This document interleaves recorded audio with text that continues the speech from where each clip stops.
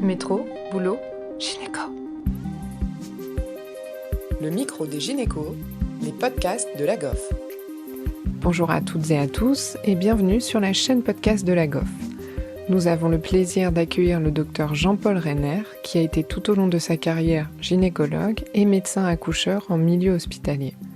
Aujourd'hui, il nous partage ses connaissances sur l'anatomie fonctionnelle avec Océane pour le micro des gynécos.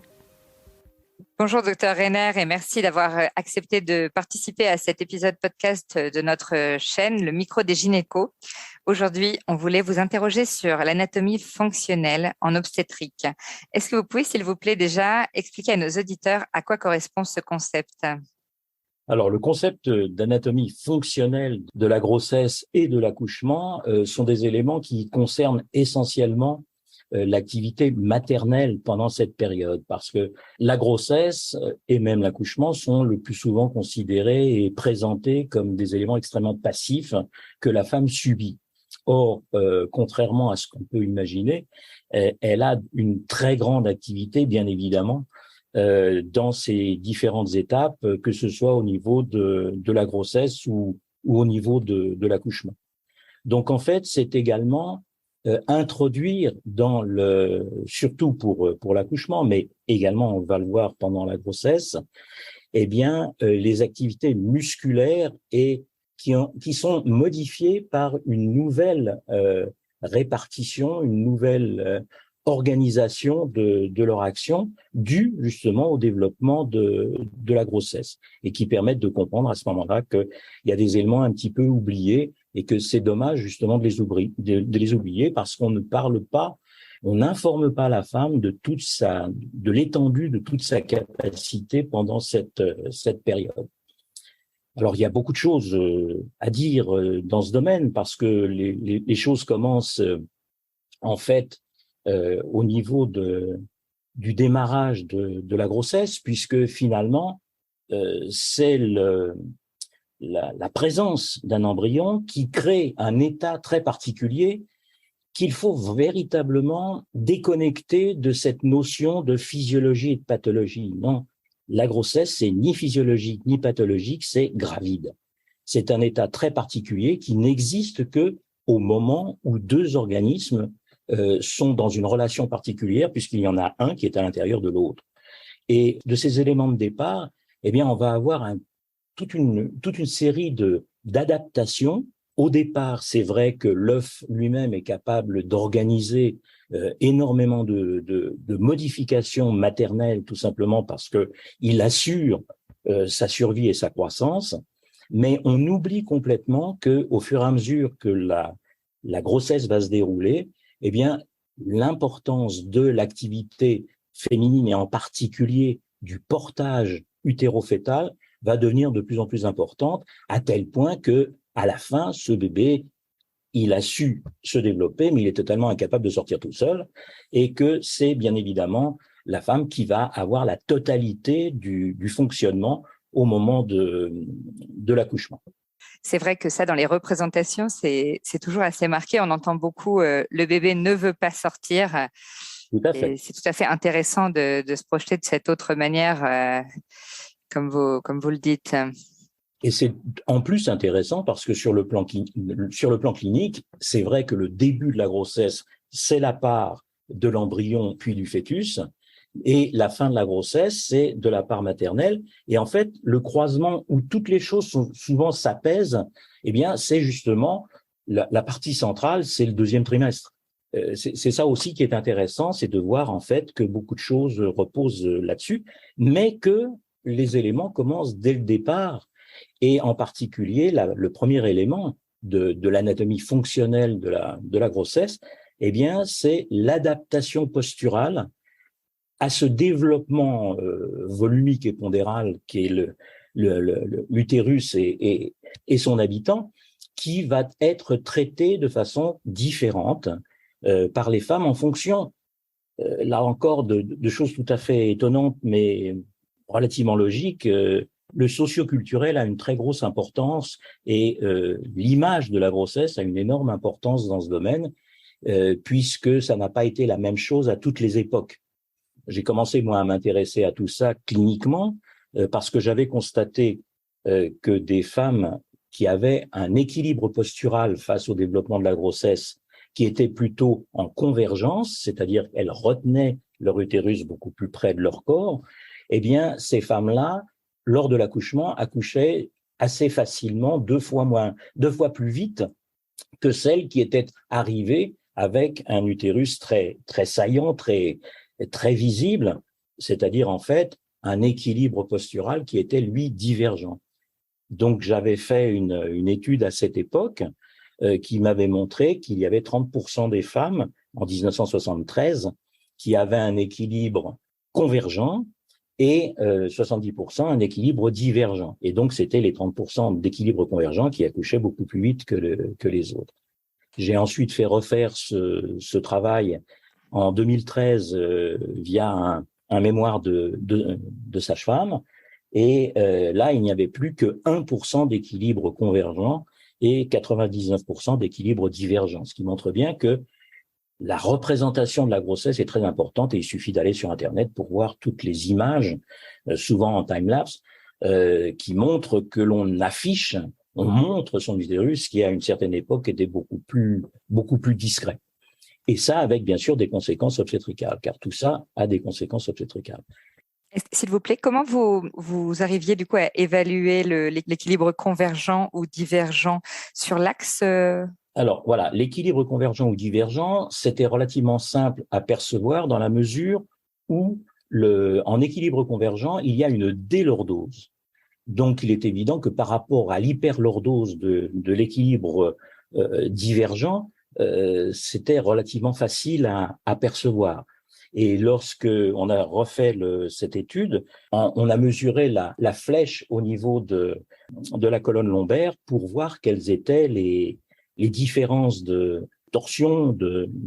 Et en fait, on s'est aperçu également que l'axe ombilico-coccygien, que l'on pouvait facilement mesurer sur des photos avec des repères, était beaucoup plus incliné, bien évidemment, dans les équilibres divergents, avec un certain nombre de conséquences, y compris d'ailleurs l'incontinence urinaire. Mais cet axe-là, autant l'axe lombaire, j'arrive bien à me représenter comment ça peut nous informer sur l'équilibre convergent ou divergent. Mais l'axe ombilico-coccygien, est-ce que c'est pas un petit peu biaisé par le poids fœtal, qui a quand même aussi peut-être un impact, vous savez, la hauteur utérine dans le sens du poids fœtal? Tout à fait.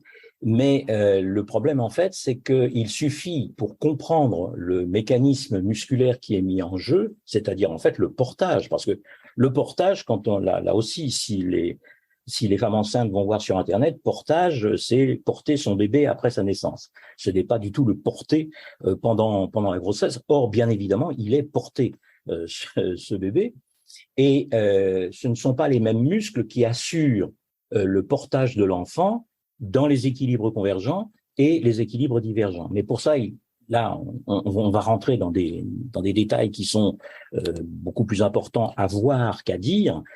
C'est-à-dire qu'en fait, il faut bien comprendre que il y a deux étages, le sus-ombilical et le sous-ombilical, et que la contraction sous-ombilicale de l'équilibre divergent, c'est-à-dire celui qui en fait soutient l'utérus par en dessous et par en bas, et qui donc favorise son inclinaison, c'est quelque chose qui se voit très facilement avec le niveau de l'ombilic, car les femmes qui sont en équilibre convergent ont la partie sus-ombilicale contractée et la partie sous-ombilicale développée, alors que celles qui sont en équilibre divergent ont la partie sous-ombilicale contractée et la partie sus-ombilicale détendue. C'est vraiment hyper intéressant. Donc voilà, ce sont des choses qui sont faciles à repérer. Mais le problème, bien évidemment, c'est que tout ça, pour moi, c'était des observations cliniques et j'avais du mal, et en tout cas, je ne voulais pas véritablement en parler avant d'avoir des preuves. Et ces preuves, en fait, j'ai réussi à les acquérir avec les nouvelles techniques d'imagerie, IRM, scanner, parce que j'ai eu la chance de pouvoir analyser la quasi-totalité des scanners faits à l'hôpital Robert Debré, qui recevait quand même beaucoup de femmes présentant des problèmes fœtaux et en tout cas des malformations ou simplement des suspicions de malformations fœtales. Et donc, j'ai pu analyser et travailler sur des images de scanners qui étaient totales, c'est-à-dire qu'il ne s'agissait pas simplement des pelviscans que l'on pouvait faire pour mesurer ou avoir l'image de la cavité pelvienne, mais véritablement, j'avais des examens qui allaient du haut jusqu'en bas, c'est-à-dire que j'avais la possibilité d'avoir la totalité et du fœtus et également, bien évidemment, une bonne partie du grille costal maternel qui me montrait là aussi un certain nombre d'adaptations et le fait que les équilibres divergents, par exemple, en tirant sur les côtes vers l'avant, eh bien, gênent l'expire. Donc voilà, il y a tout un tas d'éléments et c'est là qu'en fait, j'ai réussi à réutiliser toutes ces images qui n'avaient été examinées que sur un plan osseux. Eh bien, je les ai examinées, moi, en modifiant les réglages sur un plan musculaire et j'ai donc vu l'évolution de la paroi abdominale maternelle pendant la grossesse qui est tout à fait exceptionnelle dans la mesure où, là encore, on sait très bien que la grossesse, c'est un moment où il y a une hyperlaxité ligamentaire et curieusement, on s'est toujours dirigé vers cette obsession du bassin en disant, ben voilà, le bassin peut s'ouvrir, etc., au moment de l'accouchement, sans réaliser que les plus grandes fibres ligamentaires, bien évidemment, sont celles de la paroi abdominale et de l'aponévrose abdominale en particulier, et que donc ça ne pouvait avoir que des conséquences très importantes. Et c'est vrai que quand le tonus musculaire est maintenu dans certaines zones, eh bien, on va avoir des résultats complètement différents. Et lorsque j'ai observé donc les conséquences de cette hyperlaxité ligamentaire, eh bien, j'ai découvert qu'en fait, toute l'augmentation de volume et de surface abdominale était due exclusivement aux droits et leurs gaines. Les muscles latéraux, eux, eh bien, changeaient de position, mais n'étaient absolument pas étirés, n'étaient absolument pas étalés et aplatis comme ceux de la gaine des droits, et donc acquéraient tout simplement de nouvelles fonctions antéro-postérieures, alors qu'ils sont habituellement dans une position complètement différente, et que c'était les acteurs principaux, justement, des portages différents en convergence ou en divergence. Et puis, ça m'a permis également, bien sûr, d'aller voir ce qui se passait à l'intérieur, et en particulier de voir la paroi postérieure avec la colonne lombaire et puis les psoas de chaque côté, et de découvrir en fait l'influence des psoas, puisque ça c'est quelque chose qui ne fait pas partie des images de représentation. Les deux psoas font de grandes empreintes sur la paroi postérieure de l'utérus, et en fait, c'est la présentation, la plupart du temps céphalique, qui va s'insinuer dans l'espace qui va permettre ensuite à la présentation d'aller vers le bassin.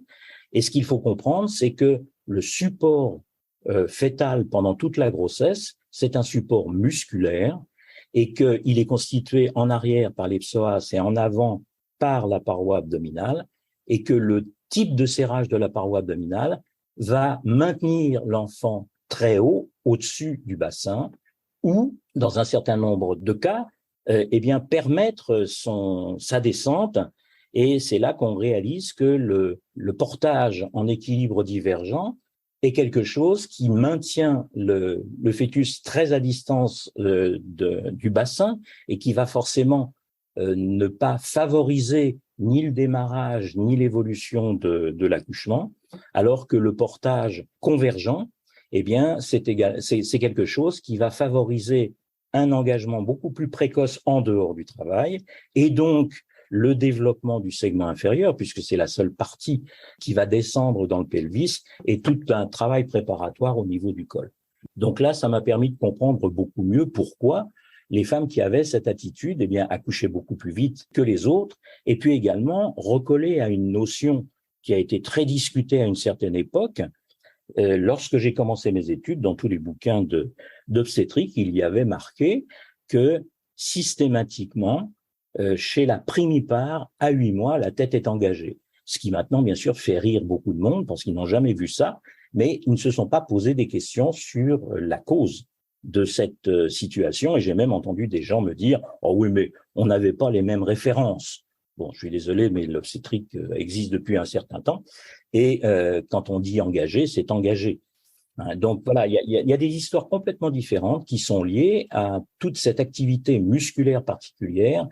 Et puis aussi, eh bien, ça permet de comprendre, parce que j'avais fait tout un travail sur la mécanique obstétricale de toutes les présentations en simulation 3D à partir justement de modèles que j'avais pu faire sur mes examens. Donc je prenais des modèles réels de bassins de fœtus. Eh bien, je me suis rendu compte que très souvent, on avait des problèmes au niveau de la descente de la présentation, on avait des problèmes au niveau de la sortie de la tête. Il n'y avait pas de problème au niveau du bassin, mais le problème était beaucoup plus dans la confrontation de l'épaule postérieure avec le psoas, etc. Il y a toute une série d'éléments qui sont à revoir, c'est-à-dire qu'il faut absolument, dans la mécanique obstétricale, intégrer la partie musculaire qui avait été complètement oubliée. Et ce qui colle finalement avec les données un petit peu décevantes de la pelvimétrie osseuse pour la planification de l'accouchement. Tout à fait. Et du coup, est-ce que pour vous, il découle de cette anatomie fonctionnelle des conseils pour les patientes pour favoriser l'issue de l'accouchement dans la manière de se tenir ou dans leur préparation à l'accouchement? Est-ce que vous avez réussi à en tirer un petit peu des informations aussi de ce point de vue-là? Tout à fait. La première, tout simplement, c'est d'arriver à sensibiliser les femmes au fait qu'elles ont un rôle prépondérant dans leur accouchement. Et pendant la grossesse également, bien sûr. Leur faire comprendre qu'elles sont tout à fait capables de modifier, de gérer le poids de ce fœtus, de le remonter s'il pèse un peu trop vers le bas, ou au contraire de le faire descendre parce qu'elles approchent du terme et que si une situation de soutien est importante pendant la grossesse, lorsque l'on s'approche de la période d'accouchement, là, il faut mieux, dans une certaine mesure, dans un premier temps, le lâcher et puis ensuite, même éventuellement, progressivement le déplacer vers le bas. À partir du moment où elles prennent conscience de tout ça, ça ouvre énormément de possibilités. Tout simplement parce que lorsqu'elles ont vu ce qu'elles peuvent faire, et en particulier, moi, j'ai pu travailler là-dessus pendant très longtemps avec l'échographie, où je leur demandais de faire monter et descendre leur bébé. Alors, il est évident qu'au départ, les gens sont très choqués, mais comment qu'est-ce que vous avez à votre disposition, vos muscles abdominaux, etc. Et on comprenait très facilement, en mettant la main à un certain endroit ou à un autre, voilà, si le geste part de là, qu'est-ce qui se passe? Et sous échographie, on voyait la présentation qui montait ou qui descendait. Et à partir du moment où une femme a vu qu'il y avait un geste en serrant la partie supérieure de son abdomen, c'est-à-dire essentiellement les obliques internes, puis la partie sus-ombilicale des transverses, eh bien, on propulse le bébé vers le bas et elles ont là déjà à leur disposition un élément qui va être très important. D'une part, dans la préparation de l'accouchement, j'ai bien dit pas se préparer à l'accouchement, mais préparer son accouchement, c'est-à-dire changer de posture, tout simplement, parce que maintenant, c'est fini. Il n'est plus question de le soutenir et de le tenir. Il va falloir le guider vers l'extérieur. On s'aperçoit que cette stimulation musculaire est également un élément qui est très important pour initier le travail. Puis ensuite, lorsque le travail a démarré, eh bien, pour favoriser l'étendue de la contraction utérine, la synchronisation des fibres, simplement avec des gestes respiratoires. Et puis tout simplement, eh bien, c'est le même geste pour l'expulsion. Et là, on s'éloigne enfin du fameux inspirer, bloquer, pousser, qui pense que l'accouchement, c'est une extrusion et qu'en augmentant la pression à l'intérieur de l'abdomen, le bébé va sortir, alors qu'en fait, bêtement, bien évidemment, le périnée va le retenir puisque la pression augmente. Passionnant. Merci beaucoup, Dr Renner, pour cet épisode qui servira probablement beaucoup aux étudiants en gynéco, mais aussi aux patientes qui parfois nous écoutent. Merci à tous de nous avoir écoutés aujourd'hui. Rendez-vous la semaine prochaine pour un nouvel épisode. Vous retrouverez toutes les ressources et références de ce podcast dans la description et surtout, n'hésitez pas à vous abonner à la chaîne, à lui accorder 5 étoiles, voire même à en parler autour de vous. Métro, boulot, gynéco.